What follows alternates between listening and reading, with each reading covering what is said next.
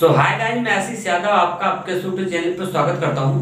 दोस्तों, अगर आप क्लास 10th एंड 10वीं कक्षा की अगर आप तैयारी करते हैं तो बिल्कुल सही स्थान पे हैं। तो चलिए मैं आपको बता दूं कि क्लास किस चीज़ का है। ये तो मैथ क्लास है तो पता ही होगा, और हम आपको यहाँ पे डेली कुछ ना कुछ फैक्ट बताते रहते हैं और आज भी बताने वाला हूँ। इसलिए आपसे रिक्वेस्ट है कि वीडियो को पूरा एंड तक देखिएगा, और अगर एंड तक देखेंगे तो इसका बेनिफिट आपको अधिक से अधिक मिलेगा। और एग्जाम बहुत ही करीब है। सीरियसली रियली में अगर आप पढ़ाई करेंगे तो आपका स्कोर अच्छा बाउंस करेगा। अगर आप मेहनत करेंगे तो रिस्पांस मिलेगा। मैं श्योर और सर्टेन 100% बता सकता हूँ, क्योंकि मेहनत करने से ही आपके अंदर ये एनर्जी आती है। अगर आपकी पढ़ाई अगर स्कोर अच्छा आता है तो ऑटोमेटिक एनर्जी आती है। अगर आप पढ़ोगे नहीं, स्कोर नहीं आएगा अच्छा, एनर्जी नहीं आएगी। सेंस पढ़ाई इज बेस्ट। तो चलिए मैं आपको बता दूं कि मैं जो त्रिकोणमिति का अनुप्रयोग है इस पे आधारित क्वेश्चन मैं ढेर सारे क्वेश्चन करा दिया था, और आज नेक्स्ट अगले नंबर का क्वेश्चन बताने वाला हूँ। इस टाइप का भी क्वेश्चन एकदम इम्पोर्टेंट है। देखिए मैं कैसे बता रहा हूँ इस क्वेश्चन को, और उसके बाद हम लोग क्या करते हैं, चलते हैं। चलिए देखिए क्वेश्चन मैं पढ़ देता हूँ। यहाँ से बोल रहा है कि एक मीनार के पाद बिंदु से, देखिए जहां पे पाद बिंदु मिलेगा तो इसका मतलब होता है आपका क्या, बेस होता है, आधार होता है। समझा? हिंदी वर्जन इसका किया है। से एक भवन के शिखर का उन्नयन कोण कितना डिग्री है? 30 डिग्री है। और भवन के पाद बिंदु से मीनार के शिखर का उन्नयन कोण कितना डिग्री है? 60 डिग्री है। यदि मीनार 50 मीटर ऊंची है तो भवन की ऊंचाई ज्ञात करिए।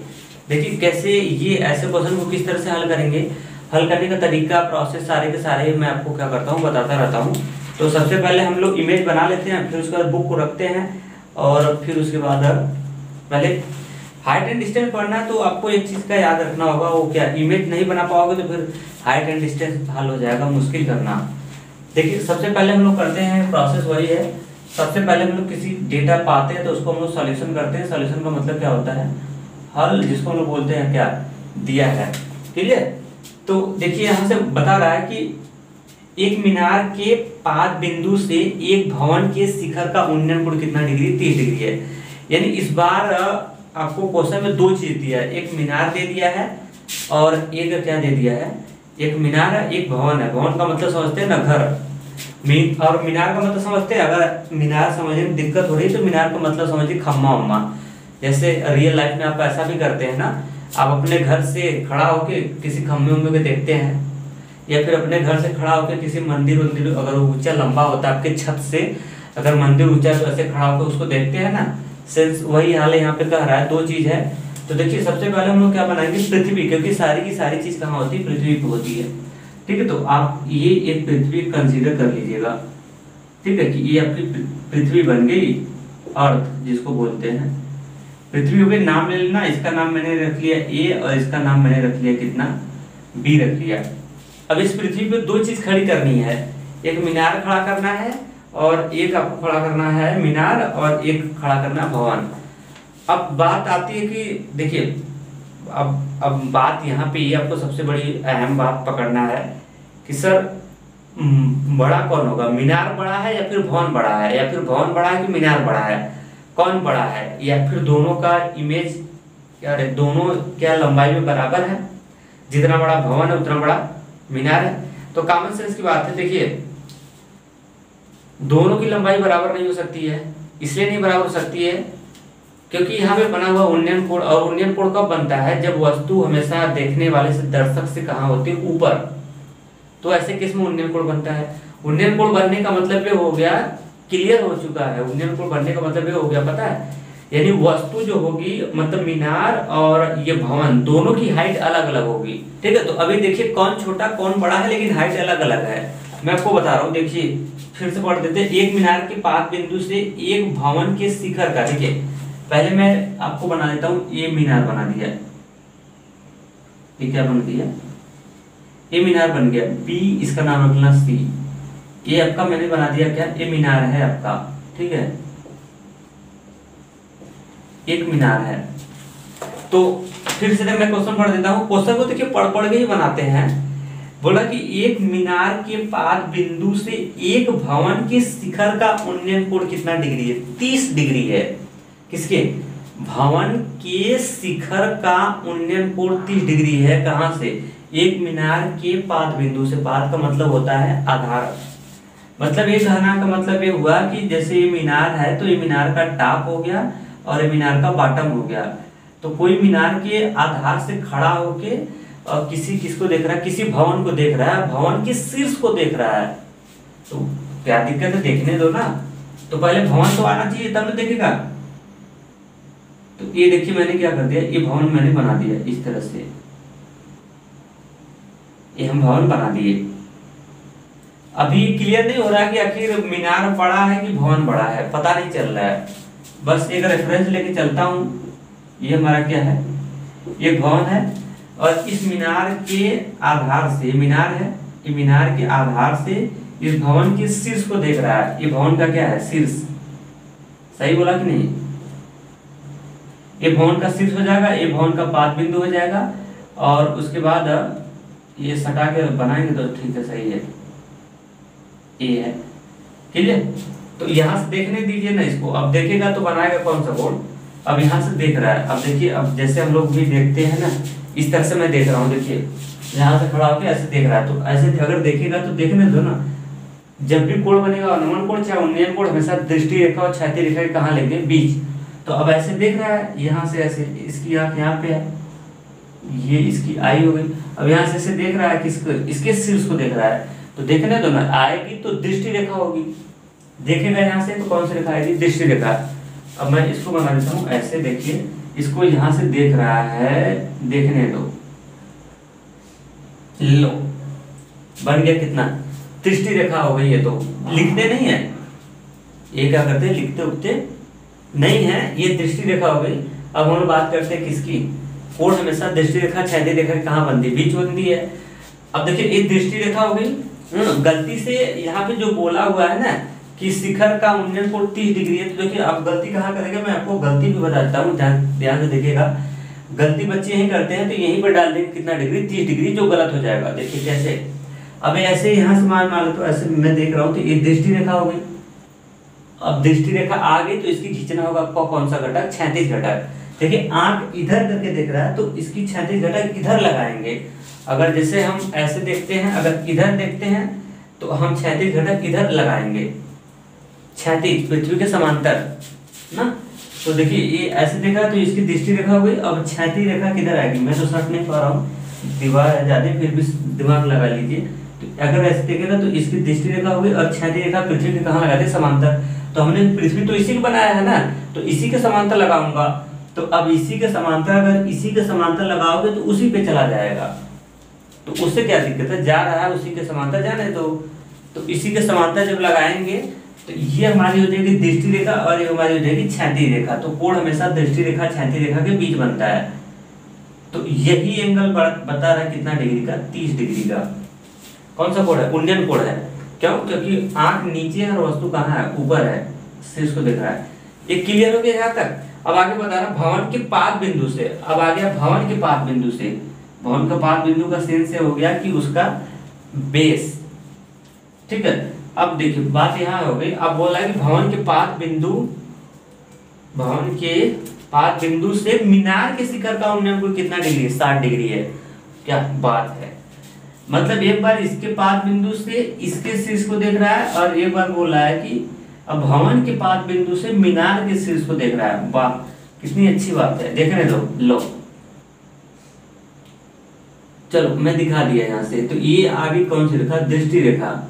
भाई सीधा नहीं गया, चलो अब जाएगा। कौन सी रेखा, फिर गड़बड़ हो गया, नो डाउट,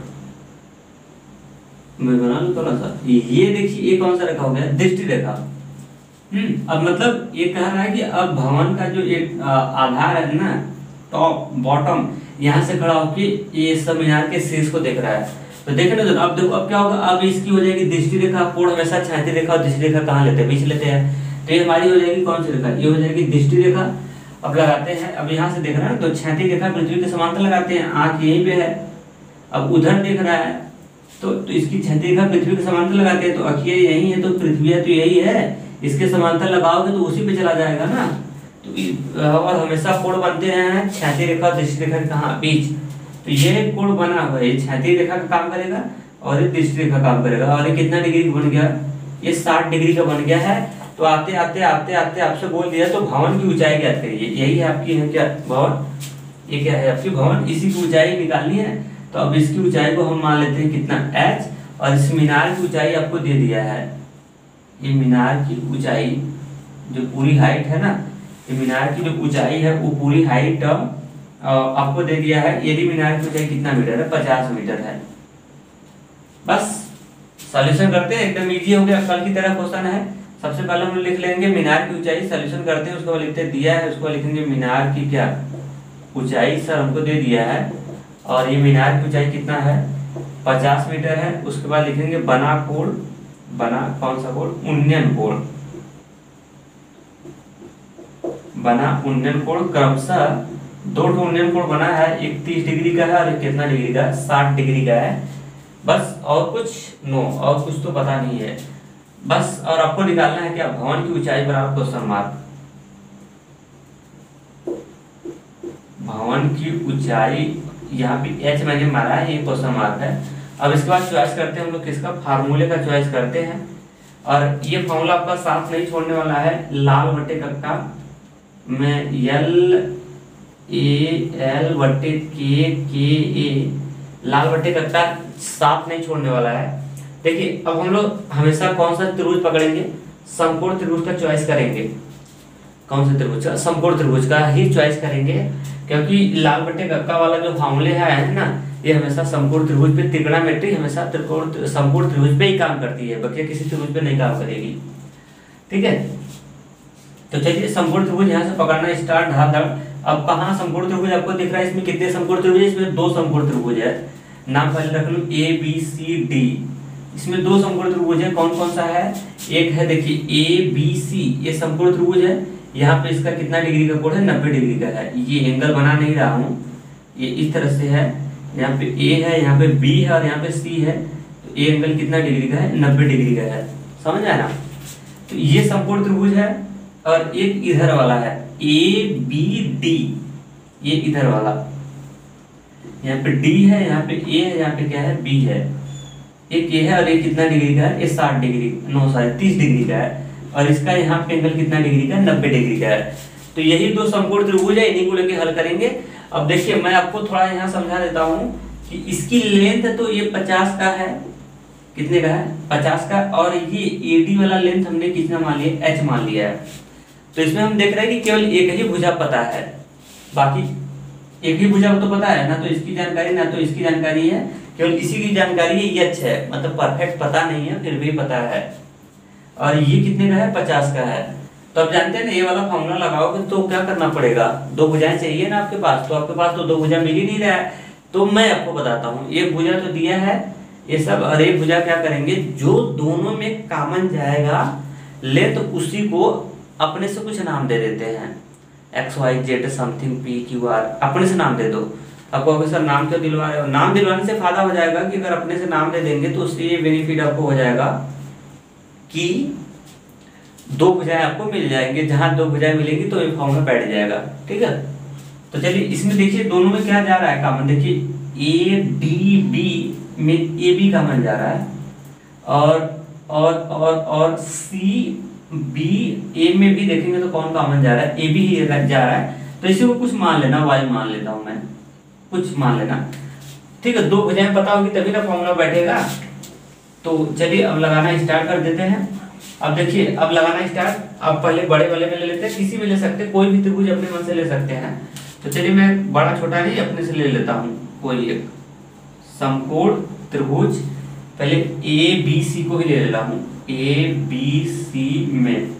अब फॉर्मूला का चॉइस करते हैं। अब कौन सा फॉर्मूला बैठेगा देखिए, मैं आपको बता रहा हूँ कौन सा फॉर्मूला बैठेगा, बता दो। तो यहाँ से देखिए ये वाली भुजा 50 का इसका है, ये पता है, और ये वाली भुजा कितने का, Y का है, एंगल कितने का 30 का है, 60 का है। देखिए निकाल दे रहा हूँ फिर से, यहाँ पे C है, यहाँ पे B है, यहाँ पे A है, ये एंगल कितना डिग्री का, 60 डिग्री का है, ये Y है और कितने का है, 50 का है। 2 भुजाएं पता है ना, और त्रिभुज समकोण है, और ये लग जाएगा ट्रिग्नोमेट्री में। अब लगेगा कौन सा, थीटा के, देखो कौन सा लगेगा, थीटा के सामने होता है लंब, क्योंकि देखिए कर्ल से कोई लेना देना है नहीं, थीटा के सामने हो गया लंब, समकोण के सामने होता है कर्ल, तो ये वाली बची भुजा आधार हो जाएगी। तो मतलब लंब और आधार में किसका रिलेशन है, तो अब लंब और आधार में रिलेशन होता है किसका, tan का होता है। ठीक है, तो फार्मूला का चॉइस करेंगे, फार्मूला लगा लिया मैंने यहाँ से, कितना है tan थीटा बराबर लंब बटे कितना होता है आधार, और यहाँ से रख देंगे tan, और थीटा की वैल्यू यहाँ पे डाल लेना। इसका एंगल कितना डिग्री का है, 60 डिग्री का है, इक्वल लंब, थीटा के सामने होता है लंब, तो थीटा यही है ना, यही है ना, थीटा काम कर रहा है, थीटा के सामने लंब हो जाएगा, तो लंब की वैल्यू हो जाएगी कितना, 50 बटे आधार, और आधार इसका कितना है, y है, तो y मान लेना है यहाँ से। अब रख लेना tan 60 है, इसकी वैल्यू कड़ी में कितना होता है 3 इक्वल 50 बराबर हो जाएगा कितना y। यहाँ से किसकी वैल्यू निकाले हैं, y की वैल्यू निकाले हैं, निकाल लेते हैं।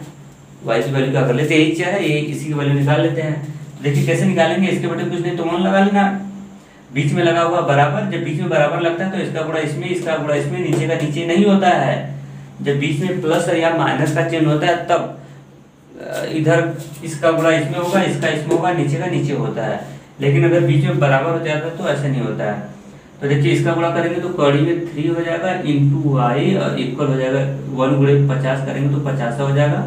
और यहाँ से y की वैल्यू निकालना चाहते हैं तो निकाल सकते हैं, 50 अपान कड़ी में कितना हो जाएगा 3 हो जाएगा, ठीक है, कितना 50 डिवाइड बाय रूट का कितना 3 हो जाएगा।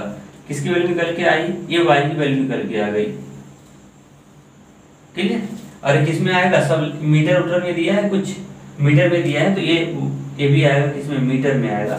यानी 50 अपान कड़ी में 3 मीटर आ गया y की वैल्यू, ठीक है। अब एक त्रिभुज और बचा हुआ है, एक समकोण त्रिभुज और बचा हुआ, उसको हल कर लेते हैं, क्योंकि हमको हमारा टारगेट है h की वैल्यू निकालना, ना कि y की वैल्यू निकालना है, h की वैल्यू निकालना है ना हमको। तो चलते हैं इस वाले त्रिभुज को डील कर लेते हैं। अब ये ले लेते हैं, यहाँ से लिख लेते हैं, अब समकोण त्रिभुज किसमें, ए बी डी में, फिर फॉर्मूले का चॉइस, कौन सा फॉर्मूला बैठेगा फिर आपको सोचना होगा।